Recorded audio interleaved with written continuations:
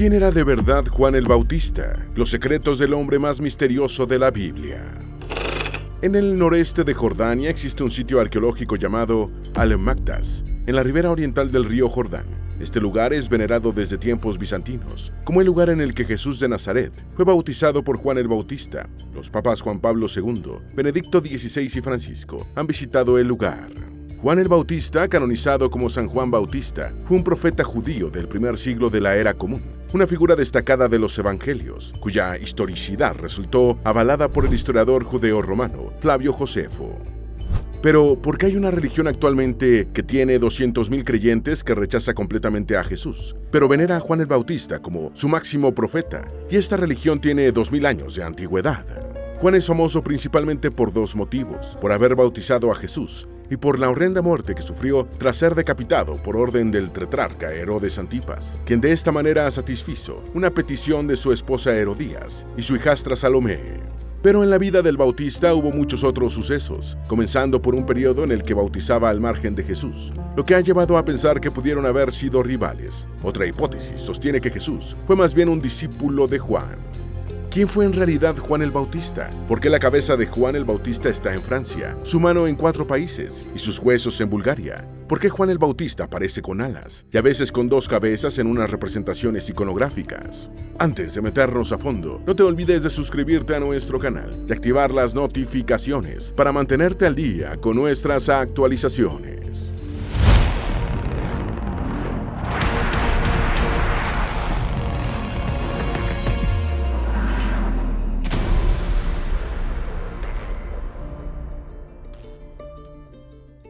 ¿Jesús era un discípulo de Juan el Bautista?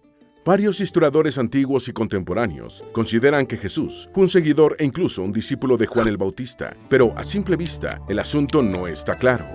Los evangelios retratan al Bautista como un personaje inferior a Jesús, y el estilo de vida de Juan era muy diferente al del Nazareno.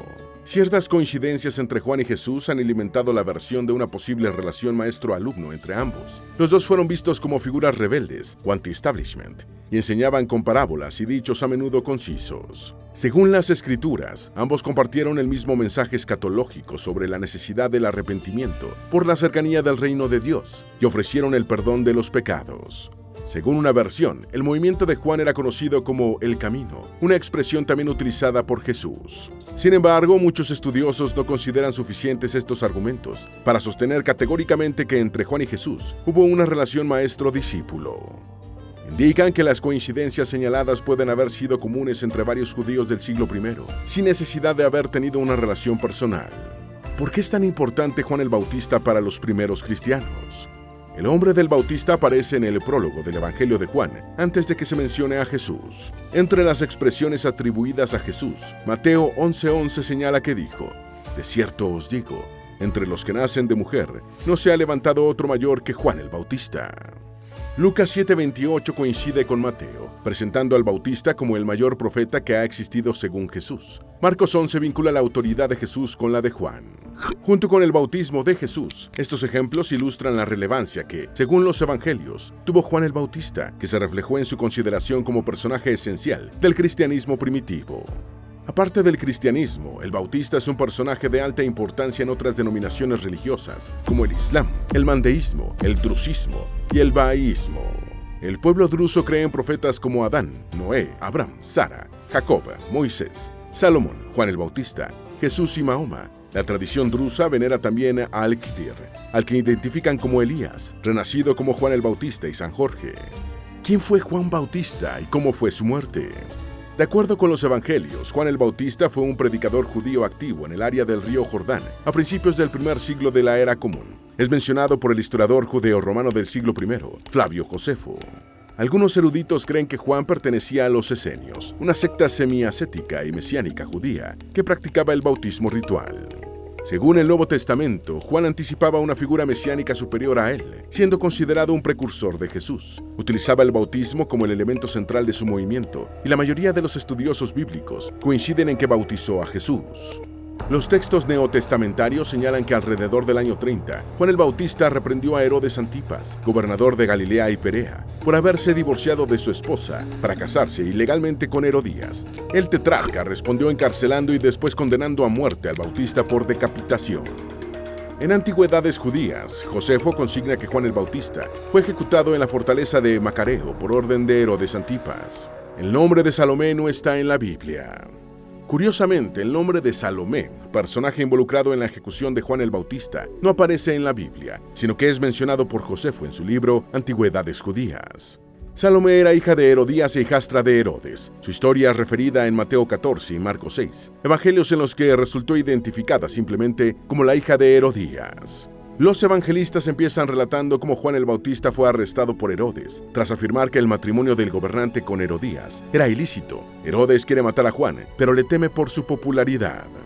Durante la celebración del cumpleaños de Herodes, Salomé baila en un banquete y como agradecimiento, el gobernante le dice que pida lo que quiera.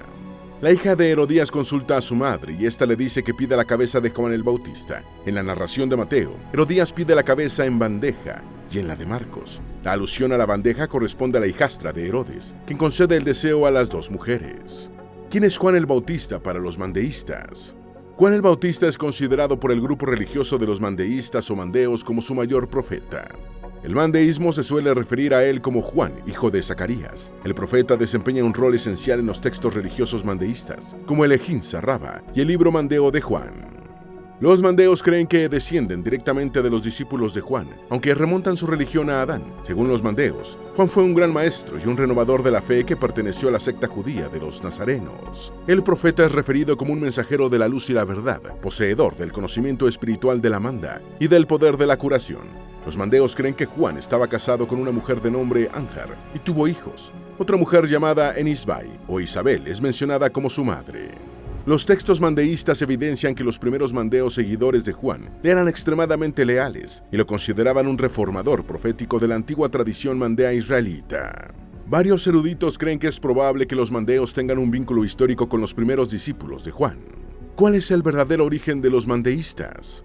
Según una teoría formulada en el siglo XVII por el fraile carmelita italiano Ignacio de Jesús, los mandeos surgieron en Judea y más tarde migraron al oriente, hacia los pantanos de Mesopotamia. Esta hipótesis fue progresivamente abandonada, reviviendo a comienzos del siglo XX, tras la traducción de textos mandeos. Sin embargo, la mayoría de los estudiosos del Nuevo Testamento desestimaron la tesis del origen en Judea, recuperada en los años 1960. La teoría es actualmente aceptada por eruditos mandeos. Según el lingüista germano-eslovaco Rudolf Makuch, la migración desde la provincia romana de Judea hacia el sur de Irak ocurrió en el primer siglo de la Era Común, mientras que otros estudiosos la sitúan en el siglo III. Otra hipótesis sostiene que los mandeos son originarios de la Mesopotamia sasánida del siglo V, donde formaron una vibrante comunidad en la ciudad de Edesa, en la Antigüedad tardía. También algunos eruditos mandeos aceptan la teoría de los dos orígenes, según la cual el grupo religioso contemporáneo proviene tanto de una línea originaria del Valle del Jordán como de otra oriunda del sur de Mesopotamia. Los mandeístas rechazan completamente a Jesús. Varios estudiosos relacionan a los mandeos con los nazarenos, un grupo religioso judío dentro de los esenios que, según el padre de la iglesia, Epifanio de Salamina, ya existía antes de Cristo, aunque algunos estudiosos defienden su origen postcristiano. Epifanio 1:18 los describe de la siguiente manera. Los nazarenos eran judíos por nacionalidad, originarios de Gileaditis, Bashanitis y Transjordania. Reconocieron a Moisés y creyeron que había recibido leyes. No esta ley, sin embargo, sino otra. Y así eran judíos que cumplían todas las observancias judías, pero no ofrecían sacrificio ni comían carne. Consideraban ilegal comer carne o hacer sacrificios con ella. Una característica de la denominación religiosa del mandaísmo, así como de otras relacionadas con el judaísmo, es su rechazo a Jesús. Según estas comunidades religiosas, Jesús o no existió como supuesto hijo de Dios, o no procedió conforme a lo que se esperaba de un Mesías, que era establecer un reino eterno encabezado por Israel tras destruir el mal. Los mandeos se bautizan muchas veces a lo largo de la vida. Es posible que los mandeos hayan sido una de las primeras comunidades religiosas en practicar el bautismo, así como uno de los primeros grupos adeptos al gnosticismo, un sistema de creencias del que son los últimos representantes supervivientes. El Sínodo Mandeo de Australia afirma: los mandeos son seguidores de Juan el Bautista. Sus antepasados huyeron del Valle del Jordán hace unos 2000 años y finalmente se establecieron a lo largo de los tramos bajos de los ríos Tigris, Éufrates y Carún, en lo que hoy es Irak e Irán. El bautismo es la ceremonia principal de la religión mandea. y solo puede celebrarse en un río de agua dulce. Los mandeos se bautizan con altísima frecuencia, incluso diariamente, debido a que el bautismo es su ritual principal y lo asumen como una forma de purificación continua. A partir del siglo XX optaron por bautismos semanales o mensuales, en medio de los cambios políticos y religiosos registrados en los principales países en los que estaban asentados antes de su diáspora, como Irán e Irak. Los mandeos hablan y escriben una lengua aramea viva, el mandaico. Los mandeos eran en principio hablantes nativos de mandaico, antes de que casi todos cambiaran al persa o al árabe mesopotámico como lenguas principales. El mandaico sigue siendo la lengua litúrgica del mandeísmo utilizada por la comunidad mandea, tradicionalmente asentada en el suroeste de Irán y el sur de Irak. El mandaico es un dialecto arameo caracterizado por su abundante uso de letras vocálicas en la escritura y por la notable influencia de las lenguas acadia e iraní en su vocabulario, particularmente en los ámbitos de la terminología mística y religiosa.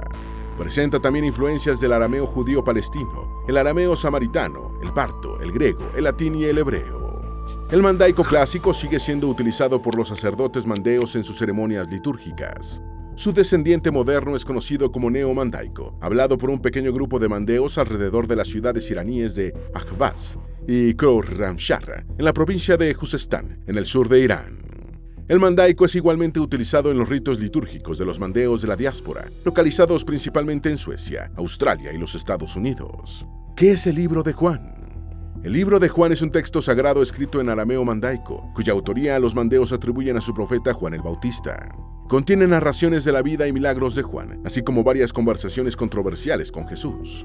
Incluye también tratados en los que Anush, mensajero divino de la luz, en el mandeísmo, realiza milagros al estilo de los realizados por Jesús en Jerusalén según los evangelios. El libro fue compilado cerca del siglo VII de la Era Común, poco después de la conquista musulmana de Persia, partiendo de diversos textos, muchos de los cuales fueron compuestos varios siglos antes. Fue traducido totalmente por primera vez al inglés en 2017 y está integrado por unidades que abarcan 76 tratados o capítulos. La primera unidad se titula Las preguntas de la verdad y está formada por los 2 primeros capítulos. La segunda unidad está integrada por 8 capítulos y se titula Yushamin. Y en el mandeísmo, Yushamin significa segunda vida, equivale al Lutra o mensajero divino principal de los mandeos. ¿Qué hacen los mandeístas modernos en Irak e Irán? ¿Cuántos mandeístas hay actualmente? Según fuentes locales, la población de mandeos de Irak se situaba en torno a 75,000 personas en el año 2003, muchos de los cuales trabajaban en la orfebrería, actividad en la que han destacado. La invasión estadounidense de ese año y la guerra que siguió trajo serios problemas en los miembros de este grupo religioso por el deterioro de las condiciones de seguridad. Numerosos miembros de la comunidad mandea iraquí, especialmente los orfebres, fueron blancos de bandas criminales a cambio de rescates. El auge del Estado Islámico forzó a la gran mayoría de los mandeos iraquíes al exilio, ante la disyuntiva de convertirse o morir. Actualmente se estima que subsisten en Irak entre 3,000 y 6,000 mandeos. Los mandeos iraníes viven principalmente en Ahvaz, pero muchos se trasladaron a otras ciudades como Teherán, Shiraz y Karaj, a consecuencia de la guerra entre Irán e Irak librada en la década de 1980. Después de la Revolución iraní de 1979, pasaron muchos años como minoría desprotegida y hostigada, por lo que se produjo una fuerte emigración. La población mandea de Irán es estimada actualmente entre 2.500 y 3.000 personas. Se cree que la población mundial mandea actual se sitúa en hasta unas 200.000 personas, la gran mayoría en la diáspora, especialmente en Suecia, Australia, Estados Unidos y Países Bajos. ¿Quiénes eran los esenios y qué tienen que ver con Juan el Bautista? Los esenios fueron una comunidad mística, judía, que floreció entre el siglo II a.C. y el primero de la Era Común, durante el periodo del Segundo Templo. Adoptaban una visión conservadora de la ley judía, observaban una jerarquía estricta que favorecía a los sacerdotes o hijos de Sadoc sobre los laicos, sostenían una visión dualista del mundo y enfatizaban la pureza ritual. Según los escritores judíos antiguos, Filón de Alejandría y Josefo, eran una comunidad de unas 4,000 personas que vivían en varios asentamientos por toda Judea. Los esenios han ganado fama desde el descubrimiento de los rollos del Mar Muerto, que se cree que formaban parte de su biblioteca. Se ha especulado con que Juan el Bautista estaba relacionado con los esenios. En su libro Jesús de Nazaret, el Papa Benedicto XVI escribió: no puede descartarse que Juan el Bautista viviera un tiempo en esta comunidad y haya recibido en ella, en parte, su formación religiosa. ¿Quién fue Zacarías y por qué el ángel Gabriel lo dejó sin voz? Según la Biblia cristiana y el Corán, Zacarías fue un sacerdote judío, venerado en el cristianismo y el islam. De acuerdo con el Nuevo Testamento, fue esposo de Isabel, pariente de la Virgen María y padre de Juan el Bautista. El Evangelio de Lucas relata que Zacarías no tenía hijos debido a que Isabel era estéril y ambos estaban bien avanzados en edad. Entonces un ángel le anunció a Zacarías que su esposa tendría un hijo, al que llamaría Juan, y que este sería el precursor del Señor. Incrédulo por su avanzada edad, Zacarías pidió una señal y el ángel se identificó como Gabriel, un enviado de Dios para hacer la profecía. Ante las dudas de Zacarías, el ángel Gabriel le anunció también que quedaría mudo y no podría hablar hasta el día en que se realizaran estas cosas. Zacarías comprobó poco después su mudez, pero cuando nació su hijo Juan el Bautista, recuperó la voz y dio gracias a Dios. ¿Dónde está enterrado el cuerpo de Zacarías? En 2003, un texto del siglo IV inscrito sobre el pilar o tumba de Absalón, un monumento del siglo I en Jerusalén, fue descifrado de la siguiente manera. Esta es la tumba de Zacarías, el mártir, el santo sacerdote, el padre de Juan. La tumba de Absalón es una antigua estructura monumental de techo cónico, excavada en la roca, en el Valle del Caldero, en Jerusalén. Aunque la tradición le atribuye el monumento al príncipe israelita Absalón, hijo rebelde del rey David y Macag, investigaciones recientes indican que fue construido en el primer siglo de la era común. El desciframiento del texto llevó a muchos estudiosos a concluir que había sido identificado el lugar de enterramiento del padre de Juan el Bautista. El profesor de la Universidad Hebrea de Jerusalén, Gideon Forster, apuntó que la inscripción coincidía con un texto cristiano del siglo VI, obra de un peregrino de nombre Teodosio. Este peregrino afirmó que el padre del Bautista fue enterrado junto a Santiago, hermano de Jesús, y a Simón el Viejo. En su libro de 2004, La tumba de Absalón reconsiderada, los autores Joe Sias y Emily Puech proponen que la inscripción podría referirse a la tumba de otro Zacarías, que mencionan el Talmud, y Josefo, martirizado durante el reinado de Vespasiano, entre los años 69 y 79 de la era común. ¿Cómo murió Zacarías? Según el Evangelio de Lucas, al momento de nacer Juan el Bautista, los familiares y vecinos creían que el bebé se llamaría Zacarías, como su padre. Isabel insistió en que se llamaría Juan, por lo que los presentes interrogaron al padre. Entonces Zacarías, quien seguía sin poder hablar, escribió: «Su nombre es Juan», y recuperó la voz. Lucas afirma que María visitó a Isabel durante su embarazo y permaneció junto a su pariente unos 3 meses antes de retornar a su casa. El Evangelio de Santiago, un texto apócrifo del siglo II, señala que en el momento de la masacre de los inocentes, cuando el rey Herodes ordenó que todos los niños varones menores de 2 años fueran asesinados, en un intento por impedir que el profetizado Mesías llegara a Israel, Zacarías escondió a su hijo Juan y se negó a revelar su paradero, por lo que fue asesinado por soldados herodianos. ¿Comía langostas o panqueques? En su libro Panarión, Epifanio de Salamina escribe citando el Evangelio de los Ebonitas: «Y así Juan estaba bautizado, y los fariseos salieron ante él, y fueron bautizados, como todo Jerusalén. Juan llevaba una prenda de pelo de camello y un cinturón de cuero alrededor de la cintura, y su comida era miel silvestre que sabía a maná, a pastel cocinado en aceite de oliva». El Evangelio de los Ebonitas es un texto apócrifo que sobrevivió solo a través de 7 citas cortas de Epifanio. En el relato no se menciona que el Bautista comiera langostas, los saltamontes de cuernos cortos que en inmensas bandadas podían ser devastadores para los cultivos y que constituyeron la octava de las 10 plagas de Egipto en el libro del Éxodo. Epifanio pone a Juan a comer miel, que sabía como un pastel cocinado en aceite de oliva, es decir, una tortita o un panqueque. Curiosamente, el término griego de tortita es casi idéntico al de langosta. El primero se escribe ekrides y el segundo akrides, de manera que al evangelista ebonita le resultaba fácil poner a Juan a comer tortitas en vez de langostas. Otro elemento apuntado en favor de esta hipótesis es que el evangelista y Epifanio querían referir a Juan vegetariano. Epifanio aparentemente condenaba el consumo de carne. ¿Quién fue Flavio Josefo y qué dijo de Jesús? Flavio Josefo fue un historiador y militar judeo-romano del siglo I de la era común, conocido principalmente por sus obras, La Guerra Judía y Antigüedades Judías. Josefo ejerció sus funciones en Galilea, la región en la que Jesús desarrolló su ministerio, y donde aún vivían personas que le habían conocido. Además, el historiador vivió durante un tiempo en Nazaret y tuvo contactos con el Sanedrín y otros grupos que participaron en la conspiración que resultó en la crucifixión de Jesús. Una de las 2 referencias que hace Josefo sobre Jesús, contenida en el libro 18 de Antigüedades Judías, señala que fue un sabio crucificado por Poncio Pilato. Este comentario es conocido como Testimonio de Flavio Josefo y aparece en todos los manuscritos conocidos del libro. La otra referencia está incluida en el libro 20 de la misma obra y menciona al hermano de Jesús, que se llamaba Cristo, cuyo nombre era Santiago. La autenticidad de este pasaje también es reconocida en gran medida por los investigadores modernos. ¿Qué dijo Flavio Josefo de Juan el Bautista? En el capítulo 5 del libro 18 de su obra Antigüedades Judías, Josefo comenta el arresto y asesinato de Juan el Bautista por parte del gobernador de Galilea y Perea, Herodes Antipas. El comentario de Josefo fue realizado en el contexto de la derrota de Antipas frente a Aretas IV de Nabatea, después de haber ordenado la decapitación de Juan, que le pidieron su esposa Herodías y su hijastra Salomé. La gran mayoría de estudiosos modernos consideran auténtico este pasaje. Dado que los evangelios tratan de manera destacada la muerte de Juan, el relato de Josefo ha sido considerado también una significativa conexión entre los acontecimientos narrados por el historiador y la cronología de los textos evangélicos y del ministerio de Jesús. Los judíos relacionan la derrota militar de Herodes como castigo por el asesinato de Juan el Bautista.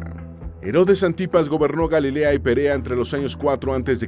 y 39 de la era común, como hijo y sucesor de su padre, Herodes el Grande. Flavio Josefo menciona en su obra Antigüedades Judías la derrota del ejército de Antipas en el año 36 frente a Aretas IV de Nabatea. Para casarse con Herodías, Antipas repudió a su esposa del momento, una hija del rey de Nabatea, reino árabe fronterizo con Galilea. Enfurecido por el desprecio, el monarca nabateo atacó a Antipas, quien se salvó de una derrota definitiva solo por la intervención de Lucio Vitelio, gobernador romano de Siria. Los judíos de la época atribuyeron la derrota de Herodes Antipas a un castigo divino por el injusto y cruel asesinato de Juan el Bautista poco tiempo antes. Herodes Antipas fue finalmente destituido y exiliado por Calígula a la Galia, donde murió en el año 39, en Lugdunum, con Venarum, cerca de Hispania. El movimiento de Juan se extendió mucho más allá de Palestina, hasta Éfeso, como un movimiento religioso independiente, según Hechos de los Apóstoles. Roma gobernó Éfeso durante varios siglos, a partir del año 129 a.C. La ciudad griega jónica, actualmente en Turquía, prosperó y se convirtió en la capital de la provincia de Asia y en el principal centro urbano de toda la región. Se estima que la población de Éfeso alcanzaba 250,000 de habitantes en el primer siglo de la era común, y a partir de allí continuó creciendo. Hechos 18, 24, 25 dice: Llegó entonces a Éfeso un judío llamado Apolos, natural de Alejandría, varón elocuente, poderoso en las Escrituras. Este había sido instruido en el camino del Señor, y siendo de espíritu fervoroso, hablaba y enseñaba diligentemente lo concerniente al Señor, aunque solamente conocía el bautismo de Juan. La historia de Juan Bautista tuvo un gran impacto en el judaísmo de la época, tanto en Judea como en la diáspora. Según Hechos, Apolos convirtió a varias personas al bautismo de Juan en Éfeso, lo que indica que el movimiento del Bautista se había extendido mucho más allá de Palestina. Había rivalidad entre los movimientos de Jesús y Juan el Bautista. El Evangelio de Juan sostiene que durante un tiempo tanto el Bautista como Jesús tenían ministerios separados que implicaban bautizar, aunque ministraban en lugares diferentes, lo que sugería que temporalmente sus movimientos fueron rivales. Juan 3, 22, 24 señala: Después de esto, vino Jesús con sus discípulos a la tierra de Judea, y estuvo allí con ellos, y bautizaba. Juan bautizaba también en Enón, junto a Salim, porque había allí muchas aguas, y venían, y eran bautizados, porque Juan no había sido aún encarcelado. Juan 3, 25, 26 añade: Entonces hubo discusión entre los discípulos de Juan y los judíos acerca de la purificación, y vinieron a Juan y le dijeron: Rabí, mira que el que estaba contigo al otro lado del Jordán, de quien tú diste testimonio, bautiza, y todos vienen a él. De estos versículos se colige que probablemente los seguidores de Juan empezaron a sentir celos de Jesús. La clásica y elegante respuesta del Bautista, contenida en Juan 3, 27, 28, pareció descartar rivalidades entre los dos líderes. Respondió Juan y dijo: No puede el hombre recibir nada, si no le fuere dado del cielo. Vosotros mismos me sois testigos de que dije: Yo no soy el Cristo, sino que soy enviado delante de él. Juan fue decapitado en el año 36 después de Cristo. No existe precisión sobre el año en el que fue decapitado Juan el Bautista, aunque los evangelistas coinciden en que la ejecución fue ordenada por Herodes Antipas, gobernador entre los años 4 a.C. y 39 de la era común. Por lo general, la muerte del Bautista es situada entre los años 30 y 36 de la era común. Se cree que el asesinato se produjo a más tardar en el año 36, cuando, según Josefo, Antipas fue derrotado y su ejército casi destruido por Aretas IV de Nabatea. El pueblo judío de la época consideró esta derrota de Herodes Antipas un castigo de Dios por la horrenda ejecución de Juan. Otras fuentes sitúan la muerte de Juan más cerca del año 30, antes de la crucifixión de Jesús. Según los arqueólogos, ¿dónde se encuentra actualmente el lugar donde fue decapitado Juan el Bautista? Josefo afirma en Antigüedades Judías que Juan el Bautista fue decapitado en la fortaleza de Macareo, un palacio asmoneo en la cima de una colonia desértica, reconstruido por Herodes el Grande, cuyas ruinas se encuentran en la población jordana de Mucawir, en el lado oriental del Mar Muerto, a 25 kilómetros de la desembocadura del río Jordán.